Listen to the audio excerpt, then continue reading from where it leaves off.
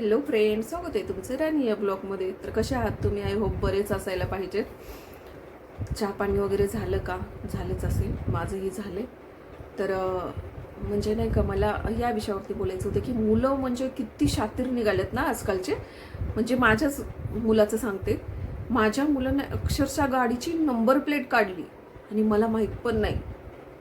आणि number plate का काढली माहिती आहे का? तर तो लांब लांब फिरतो, सिटीमध्ये वगैरे जातो. हां, आणि सिटीमध्ये गेल्यानंतर पोलीस पकडतात किंवा मागच्या मागेच फोटो काढतात आणि दंड भरायला लावतात. ओके, तर दंड भरायला लावतात म्हणजेच कशामुळं? आता ह्याचं तर 18 कंप्लीट झालेले आहेत फ्रेंड्स. 18 जसे कंप्लीट झाले तसे मी त्याला 4 व्हीलरचा क्लास लावला आणि लायसन 2 व्हीलर आणि 4 व्हीलर दोन्हीचं लायसन काढून घेतलं पैसे भरून. एक 9-9.5 हजार रुपये मला भरावे लागले. ती भरून मी काढून घेतलं. कशामुळं? की दंड भरायला लागू नये आणि नियमाचं पालन व्हावं म्हणून. आता तो 18चं झालेला आहे. राहिला प्रश्न कशामुळे दंड बसेल तुम्हीच विचार करा. तर हेल्मेट न घातल्यामुळे, बरोबर?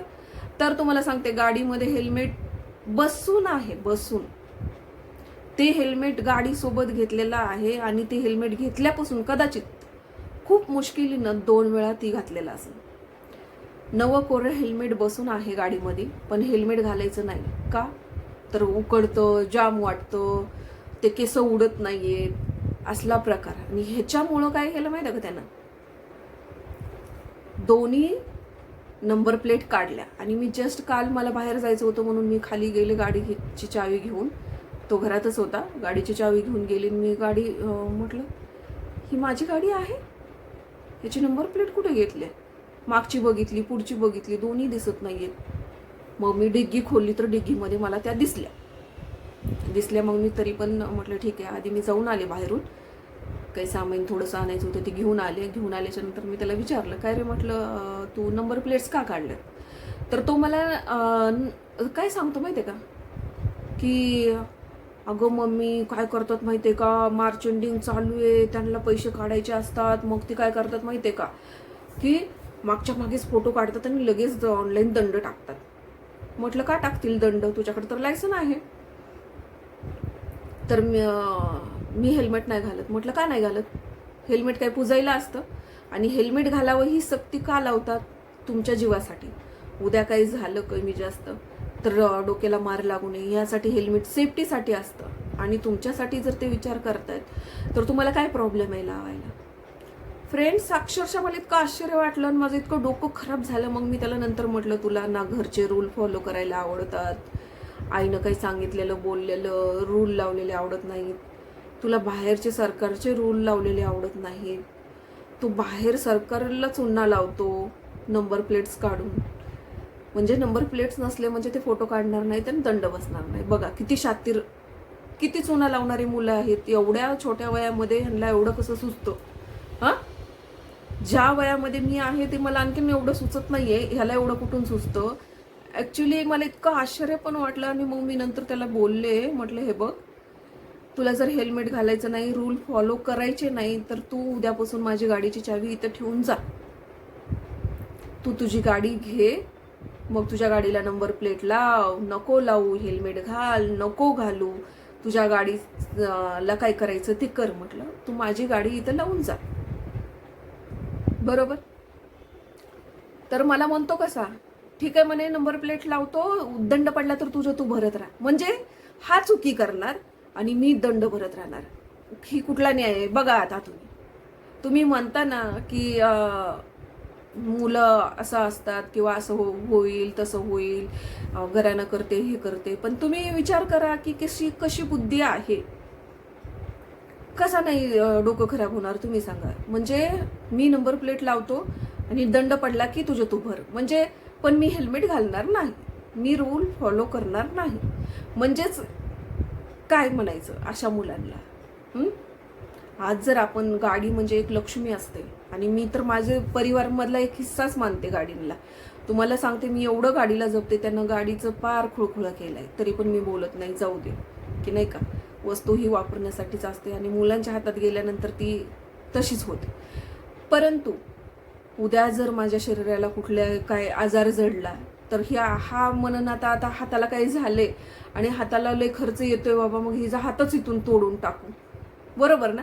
मग हे असंच झालं ना, की समजा आता गाडीचा फोटो काढून दंड बसतो हेल्मेट न घातल्यामुळं.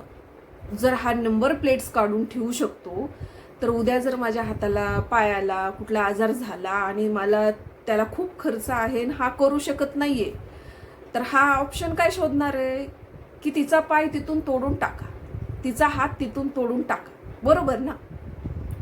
म्हणजे कसा विषयच खालास ना, ना रहेगा बास ना बजेगी बासुरी, बरोबर ना. आज आपण जर गाडीला असं म्हणू शकतो, तर उद्या माणसांवर वेळ आल्यानंतर माणसाला सुद्धा आपण असं करू शकतो. याच्यावरून अंदाज लावावेत की म्हणजे मुलं कसे आहेत, कुठल्या विचाराचे आहेत आणि मुलं किती शातीर आणि किती चुना लावणारे मुलं आहेत.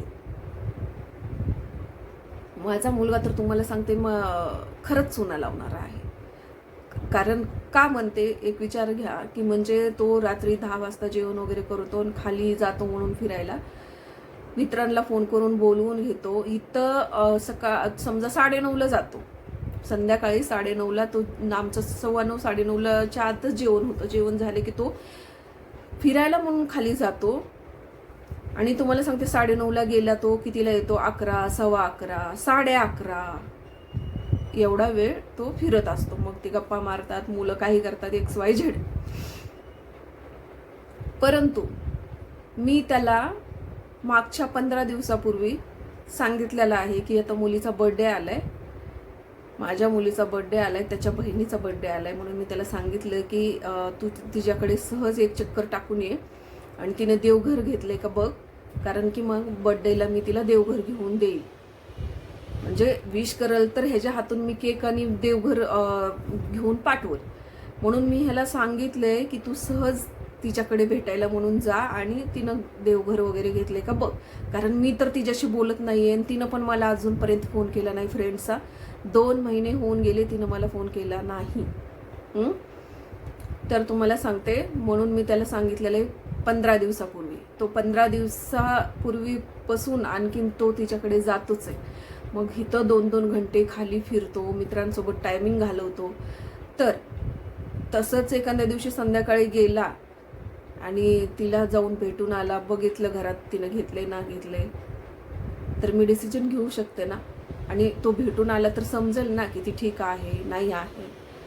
तर हे बघा असं मुलांचं आहे. म्हणजे त्याला फक्त एवढंच पाहिजे असतं की तिनं माझ्याशी भांडावं आणि माझं तिचं बोलणं बंद व्हावं, की हा लगेच तिच्याशी बोलणं बंद करतो. आणि असंही तो लग्न झाल्यापासून तिच्याशी बोलत नाही, व्यवस्थित हे करत नाही.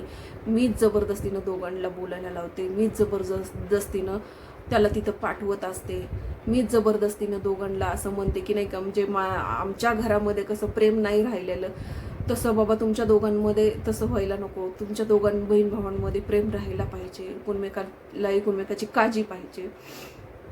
म्हणून मी सगळं प्रयत्न करत असते आणि तुम्हाला सांगते मी जबरदस्तीने त्याला पाठवत असते प्रत्येक वेळेला.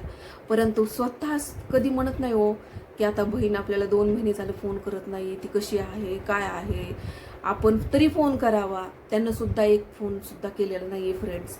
आणि मी जर करायला सांगितलं तरी सुद्धा तो करत नाही आहे. तर मग म्हणजे किती निर्दय आहेत दोघं पण. माझ्याशी नका बोलना, पण तिनं तरी त्याला फोन करून विचारायचं कसं आहे काय आहे, किंवा ह्यानं तरी तिला फोन करून विचारायचं. पण दोघंही असे निर्दय आहेत आणि दोघांमध्ये मी अशी फसून गेलेली आहे. जे खूप अवघड असते. मुलं मोठे झाले ना की मुलांचं ज्याचं त्याचं आपलं वेगळंच चाललेलं असतं. आणि खास करून मुलांमध्ये मी माझ्या स्वतःच्या भावावरून पण सांगते आणि माझ्या स्वतःच्या मुलावरून पण सांगते की मुलांना जास्ती बहिणीशी लगाव नसतो आणि बहिणीवर जास्ती प्रेम नसतो. मी सगळ्याच म्हणत नाहीये, पण आता माझ्यासोबत जी घडले आणि माझ्यासोबत जी आहे, माझ्या घरात सुद्धा जी घडते, त्याच्यावरून मला अंदाज येतोय की नाही, काही भाऊ असे असतातच. आणि एका दादांनी त्या मागच्या ह्याला कमेंट्स केलेली आहे की तसं काही नसतंय ताई, मैत्री करून बघा भावासोबत. बरोबर आहे, मी कुठं त्यात तरी व्हिडिओमध्ये म्हणले की सगळेच भाऊ म्हणून. मी कधी कुठल्या व्हिडिओमध्ये सगळ्यांना समान धरतच नाहीये, कारण मला माहिती आहे सगळे समान नसतात. तसंच मला आत्ता पण म्हणायचं आहे, सगळे सारखे नसतात. परंतु माझा स्वतःचा भाऊ पण असाच होता आणि माझा मुलगा पण तसाच वागतोय. त्यामुळं मला असं म्हणजे नाही का की असंच असतंय असं माझं मत आहे. तर मला एवढंच सांगायचं होतं की म्हणजे मित्रांसाठी किती टायमिंग असतो, 2-2 अडीच घंटे त्यांच्यासोबत गप्पा मारायला असतात. फ्रेंड्स, मी त्याचा मोबाईलचं रिचार्ज करते आणि तो आता तर ती माझ्यासोबत बोलत नाही म्हणून सोडा, पण ज्या वेळेला ती माझ्यासोबत बोलत होती ना, तर मीच तिला फोन लावायची किंवा ती मला फोन करायची. पण ह्यांना स्वतःहून बहिणीला कधीही एक कॉल केलेला नाही आहे आत्तापर्यंतच्या हिस्ट्रीमध्ये. तुम्हाला सांगते कधीही करत नाही. आणि जेवढा बी रिचार्ज असतो ना तेवढा फक्त मित्रांसाठी उडवतो. मित्राला कुठे रे, खाल्लं का, जेवलं का, पिल्लं का, झोपलं का, रात्री रोज दिवसातनं 10 वेळा मित्रांसोबत फोन असतात आणि बहिणीला आठवड्यातनं एक फोन नसतो. आणि ह्या कारणामुळं मी सतत त्याच्याशी भांडण कटकट करत असते, पण तो तरी पण सुधरत नाही. तिलाच गरज नाही तर मी कशाला करू? ती तशी आहे म्हणून आपण पण तसंच करणं गरजेचं आहे का? नाही ना. कारण मग त्याच्यात आपल्यात काय फरक राहील? आता मागच्या मी 2 वेळा फ्रेंड्स ट्राय केलेले. दीपावळीच्या वेळेला तिनं भांडण करून गेली तेव्हा पण मी स्वतःहूनच तिला बोलले होते. त्याच्यानंतर तुम्हाला सांगते संक्रांतीच्या वेळेला सुद्धा एवढं सगळं झालेलं असताना सुद्धा मी दुसऱ्या दिवशी फोन केला होता, ज्या वेळेला मी काय म्हणतात ते खण आणायला, आमच्याकडे खण म्हणतात, खण आणायला गेले होते, म्हणजे ते सुगडं वगैरे आणायला गेले होते. त्यावेळेला सुद्धा मी स्वतःहून फोन लावला होता की मी घेते म्हणून तुझं पण. तर ती त्यावेळेला सुद्धा नाही तुझं घे एवढंच म्हणली आणि जी फोन ठेवला तर तो सुद्धा फोन मी स्वतःहून केला होता, तिने केला नव्हता. तर मग मी किती वेळा फोन करायचा? आणि मी एक आई आहे, मी किती वेळा निर्लज्जसारखं तिला बोलायचं? म्हणजे ती अशीच लापट होत जाईल, तिला अशीच सवय होत जाईल की मनमानी करायची ना. आतापर्यंत ती तीच करत आलेली आहे, मनमानी करत. म्हणून मी कंट्रोल करते, मी बोलत नाहीये तिच्याशी, फोन लावत नाहीये. परंतु हा लहान आहे तिच्यापेक्षा आणि ह्याला वाटायला पाहिजे बहिणीबद्दल थोडं तरी प्रेम असायला पाहिजे की आपली बहीण बोलत नाहीये, ती कशी आहे, काय आहे बघावं. मम्मीनं सांगितलं एकदा जाऊन ये, तर जाऊन यावं. नाही. तर चला, मला एवढंच बोलायचं होतं.